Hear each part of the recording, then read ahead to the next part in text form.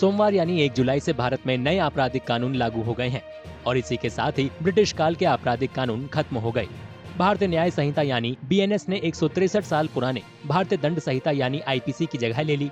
भारतीय नागरिक सुरक्षा संहिता यानी BNSS ने 126 साल पुराने आपराधिक प्रक्रिया संहिता यानी CRPC की जगह ले ली और भारतीय साक्ष्य अधिनियम ने 151 साल पुराने भारतीय साक्ष्य अधिनियम की जगह ले ली।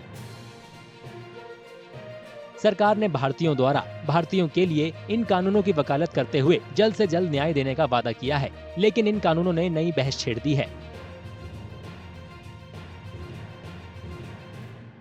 Largely, the three acts in substance otherwise remains the same, and all that has changed is the placement of sections, which will cause many practitioners of the law a lot of grief, because what was 302 murder is now 101, and so we have to relearn the placement of sections.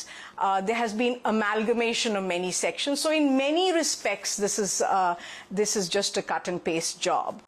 And some of those changes are not particularly welcome as far as I'm concerned.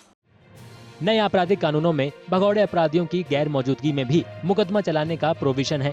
साथ ही जांच में technology के इस्तेमाल और electronic समन को भी मान्यता दी गई है। नए कानूनों के तहत गिरफ्तार किए गए शख्स को अपने परिवार को जानकारी देने का अधिकार होगा। इसके अलावा इसमें कोर्ट की इजाजत के बिना 0 FIR और फॉरेंसिक जांच भी हो सकेगी। नए कानून के तहत रेप पीड़िता के बयान महिला पुलिसकर्मी परिवार के सदस्यों की मौजूदगी में दर्ज कर सकेंगे। नए कानून में पहली बार संगठित अपराधों को परिभाषित किया गया है और मैरिटल रेप को हटा दिया गया है। महिलाओं के खिलाफ अपराधों के लिए अब सजा को और बढ़ाया गया है। आत्महत्या की कोशिश को सजा के दायरे में बरकरार रखा गया है। नए कानून में आतंकवाद को परिभाषित किया गया है। डिजिटल साक्ष्य के साथ साथ इलेक्ट्रॉनिक कार्रवाई को भी मान्यता मिली है और police custody rules bail decision को भी प्रभावित करेंगे। 3 नए कानूनों में से एक भारतीय नागरिक सुरक्षा संहिता के तहत हिरासत की अवधि को 15 दिन से बढ़ाकर 60 से 90 दिन तक कर दिया गया है। फरार अपराधी की गैर मौजूदगी में भी सुनवाई की इजाजत दी गई है। हालांकि इन 3 नए कानूनों का विरोध कर रहे लोगों का तर्क है कि ये प्रावधान न्याय की प्रक्रिया को कमजोर कर सकते हैं। There could have been nothing more disastrous as far as the legal system is concerned. They are only going to help delay justice further. There should be simplification of the laws so that the judicial system becomes more efficient. Everything has to be complicated, including the taxes, GST, CST, everything. I have power. I am the king. I can do anything. That's all they're trying to prove. What are they trying to prove with this amendment? भारतीय नागरिक सुरक्षा संहिता के कुछ provision है जो कि पूरी तरह से फंडामेंटल राइट्स को वायलेट करते हैं।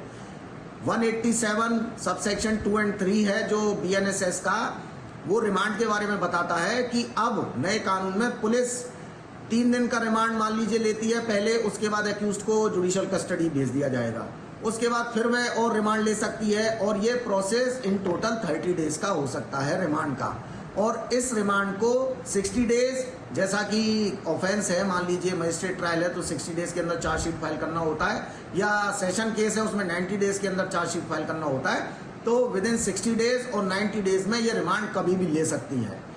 और यह पूरी तरह से वायलेट करता है फंडामेंटल राइट्स को, क्योंकि इस दरमियान अक्यूज्ड अपनी बेल एप्लीकेशन या बेल के लिए डिमांड ही नहीं कर सकता और ये इस तरह की आर्बिट्ररी पावर है कि इस पे कोई चेक भी नहीं कर सकते। पुलिस जब चाहे इसको मनचाहे तरीके से एक्सरसाइज करेगी। इन 3 नए कानूनों की जो लोग आलोचना कर रहे हैं, उनका तर्क है कि नए आपराधिक कानूनों में इस्तेमाल की जाने वाली भाषा हिंदी में है, इसलिए गैर हिंदी भाषी राज्यों के लिए इसमें मुश्किल होगी।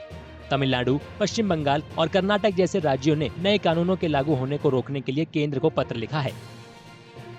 वहीं दिल्ली बार एसोसिएशन ने भी नए कानूनों को टालने के लिए केंद्र को लेटर लिखा है।